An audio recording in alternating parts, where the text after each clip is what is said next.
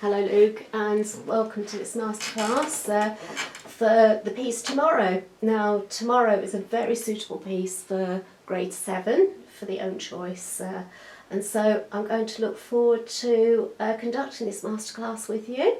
And what I'd like you to do is just to start by just playing it through, and then I'll have a chat to you afterwards about it. So if you'd like to perform tomorrow to me.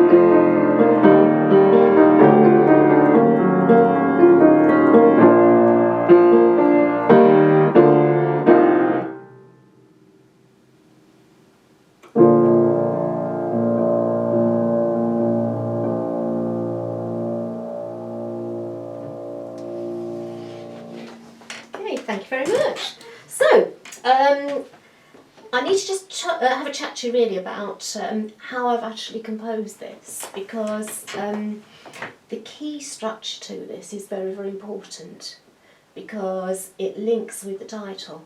So I've put the word tomorrow as the title, but really the title should be Tomorrow is Another Day, because what I've done with this, all the right hand is in the key of B flat major, okay? Now the left hand is in the key of G minor. So B flat major and G minor both share the same key signature, but the left hand has all the chords, mainly the chord 1, 4, 5 that's connected to G minor, and the right hand has all the chords 1, 4, 5 that's connected to B flat major. So a good example of that, if you have a look at bar 4, can you see that in bar 4 you've got a B flat chord in your right hand, and you've got a G note in your left hand. Okay, and if you look at the next bar, that's bar 5, you'll see you've got an E flat chord in your right hand and a C minor chord, or a C note in your left hand to link to the C minor. You see? So by doing that, I've done that all the way through. So if you look at the repeat mark that you've got at bar 12, just after that you've got an A flat chord in your right hand and an F minor in the left hand. And that follows through all the way through the piece. Okay? So by doing that, it gives the impression that the piece isn't going to finish. So that links in with the title. Tomorrow's another day, and you get another day tomorrow, and another day tomorrow, and another day tomorrow. Mm-hmm. And the piece doesn't finally settle until you get to the very last section at bar 76. And then if you notice very carefully, you'll see that everything resolves itself into B flat major. So you don't get a resolution in this piece until you reach that bar there. Before that, it's a constant sort of tension and everything's building up all the time. Okay? So this piece is very much based on what I call tension and release. It's going to be tensing up, tensing up, tensing up, but obviously if you tense something up, you've got to release it again. Okay? And the places where you do the releasing is going to be like when you've got the rests. Yeah? So if you look at the end, you see you've got your 2-bar rest, haven't you, at bar 74. That helps to release the music a little bit. You've also got a fermata sign at bar, let's just put the bar number, 56, bar 60. You see that fermata there? So again, give that the opportunity to release the music a little bit more whenever you play in that section. Okay, so basically with this piece, you've just got to remember it's about tension, building up that tension, and that's why the dynamics are shown the way that they are too. So if you look at the beginning, you've got the P dynamic, the piano dynamic, and then at bar 7, you've got the crescendo, and it's crescendoing up to the forte at bar 11. Then you've got this very loud section, then it crescendos up again to double F at bar 21. That's it. Mm-hmm. And then after that, the release comes in, you see? And you get the diminuendo, and then it releases again. And you can see it goes back down to the piano again, where the tune comes back again at bar 30. So before you launch yourself into that section, just take a deep breath, because that's the start of the next day, if you like. So imagine all of that first section being day 1. Yeah?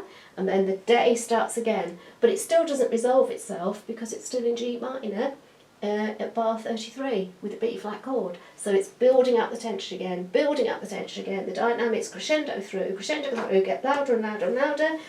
And then it starts releasing again at bar 46. Okay? Mm-hmm. And then if you have a look at bar 56, you've got the word dolce there. Any idea what that means, dolce? Does it mean sweetly? It does, yeah. So that's the bit, if you like, where you're starting to have a bit of relief and you're going, oh, thank heavens for that. We've reached something at last. But have we? We actually have for a very short period of time, because if you look, that chord is actually a full B flat chord. So it's like that sigh as if to say, oh, I think maybe we've actually reached that point at last. But have we?